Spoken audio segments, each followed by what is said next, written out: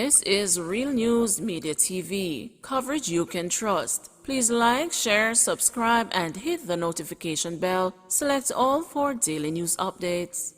Good evening, my Real News Media TV family. Welcome back to the channel for another news update for December 8, 2022. And in the news this evening, Kingston Tech student on murder charge further remanded. The Kingston Technical High student charged for the stabbing death of another student at the institution in September was yesterday further remanded until January 11 of next year. The new date was scheduled Wednesday when the 17-year-old accused returned to the family court. A gag order was previously ordered by the judge, hence there is no detail about what transpired in the hearing. The student is accused of stabbing 16-year-old Michian Campbell to death on September 29. It is reported that both the students had an argument, which turned physical, and a knife was brought into play. Campbell was stabbed in the neck. She was rushed to the hospital where she was pronounced dead. The accused teen was arrested and later charged with murder. A video recording of the alleged attack, which surfaced following the incident, shows the victim, Michian Campbell, being collared by the accused before being stabbed in the neck. Attorney at law Kimberly Whitaker is representing the accused teenager. Cops hunt gunmen after daring daylight robbery caught on video. Police say they are yet to hold any of the three men who conducted a brazen daylight robbery at a store in Spalding's, Clarendon on Monday. The dramatic incident, which was caught on video and has since gone viral, occurred in full view of two young children who walked among the gunmen during the robbery. The news understands that 3 cellular phones and $400,000 were among the things taken during the robbery. The police say they are trying to ID the three men, two of whom were armed with handguns. In the video, the three men walked into the supermarket, one behind the other, before one pulled a firearm and ushered the two men, one of who was a security guard, to one side. Another of the men, who wore an orange shirt, also pulled a firearm. A little girl who was on a mobile phone walked out of the store despite the efforts of the gunman at the entrance to stop her. She stood outside and looked up the street as the men proceeded to rob the store. A toddler was headed for the entrance and was stopped by another of the gunmen, who turned him back. That child stood among them as they continued their robbery.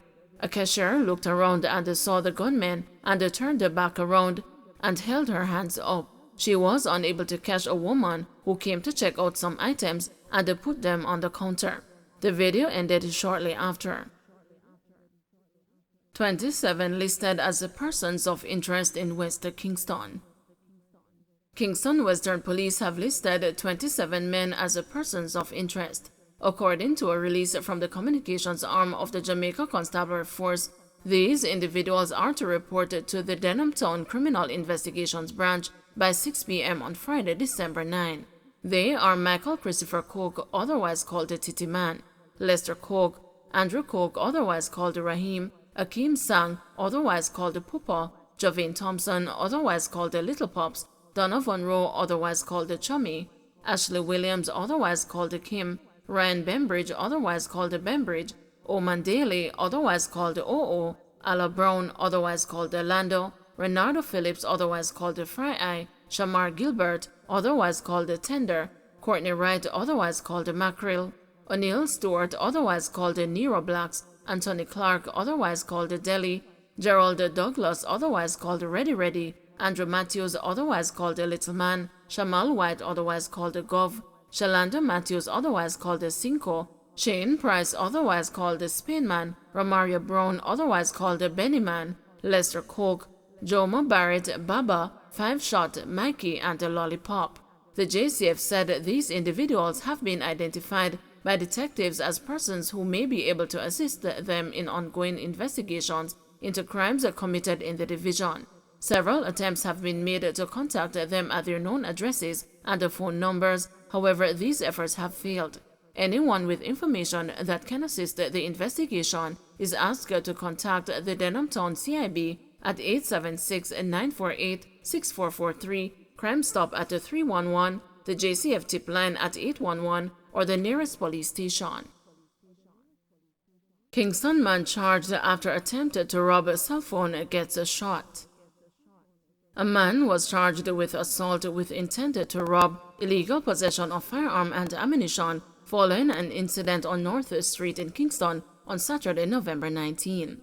Charged is 25-year-old Cassaville Campbell, otherwise called Red, of Bond Street in the parish. Reports from the Denham Town Police are that about 7 p.m., the complainant was awaiting transportation on North Street when he was attacked by Campbell and other men who brandished a firearm and demanded his cell phone. The complainant pulled his firearm and opened gunfire at the men. Campbell later turned up at the hospital seeking medical assistance when he was apprehended, the police said. Road crashes putting strain on public hospitals.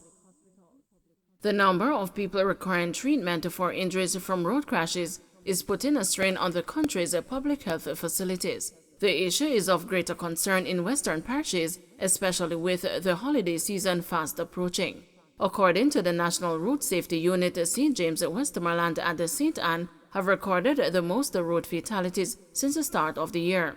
Dr. Delroy Frey, clinical coordinator for the Western Regional Health Authority, says hospital resources are stretched, particularly at the Conroe Regional Hospital in St. James. He urged the motorists to be very cautious on the roads during the festive season, insisting the hospital cannot continue at this rate. He noted that taxis seem to be involved in most of the crashes, causing unnecessary injuries. The trend in motor vehicle accident presented to the Conroe Hospital, it presents a serious burden on our health budget. And I want to make a strong plea. We are going into the festive season. I'm asking motorists to be very cautious because it's depleting our resources and we cannot continue at this rate. These are unnecessary injuries as far as I'm concerned. And what I've noted, most of the accidents, they are involved with taxis. Man arrested for theft of flow cables in St. Andrew. One man is in custody in connection with the theft of copper cables belonging to telecommunications company Flow on Hillcrest Avenue, St. Andrew this morning. The cables between 250 and 300 meters are valued at an estimated $3 million. Inspector Earl Grant, station commander for the Matilda's Corner Police Station, said a patrol team was alerted about 1:45 about a strange vehicle in the community. The police intercepted a truck at the corner of Hillcrest Avenue and Hopefield Avenue, where a man was seen loading the cables into the truck. According to Inspector Grant, the man was asked whether he worked with a telecommunications company. He was unable to give any verification of such, so as a result, the police pressed him further and found out that he was in fact stealing the cable. Inspector Grant said the man attached the cables to the truck to pull them from underground. He said investigators are seeking to determine if the suspect was operating alone. The truck has been seized. Technology Minister Darrell Vass and the Flow this morning held a joint press conference on the efforts of the telecommunications company to fight vandalism. So the team responded and intercepted a truck at the corner of Hillcrest Avenue and Hopefield Avenue. One man was seen loading some cables, what appears to be cables, about 2.5, 3 inches thick inside a truck. He was asked whether he worked in the cell. He was unable to give any verification of such. So as a result, the police pressed him further and found out that he was in fact stealing the cables. There was one man held and he is in police custody. Now, investigation is being conducted around that to find out if there are other players involved. And we also seized the truck and it is currently in our custody. No prosecution for 14 cops flagged in 112 fatal shootings. The Independent Commission of Investigations has indicated that none of the 14 officers flagged in 112 fatal shootings between 2010 and June 2021 has faced prosecution. The revelation was made by Assistant Commissioner of Indicom Hamish Campbell during Thursday's virtual 2022 quarterly press briefing. Campbell said while Indicom identified the officers, the absence of supporting evidence prevented prosecutions. But some are identified as suspicious fatal shootings, which give us cause for concern, and inquiries continue for some of the more recent ones, Campbell said.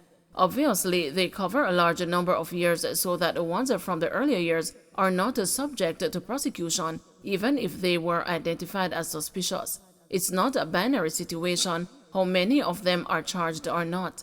We identify shootings which are suspicious, but even where we don't have the evidence to bring the matter before the Director of Public Prosecutions, he added. He said in some instances, witnesses give accounts, but not statements, or give statements, but do not show up for court. The news today reported that the 14 policemen were under scrutiny for their involvement in 30 of 129 fatal shootings over the one-year period ending June 2021, following INECOM's 2022 quarterly report, which was tabled in Parliament Tuesday. The same 14 were flagged in some of the 112 police-involved deaths. One of the cops reportedly killed 20 persons in 11 years.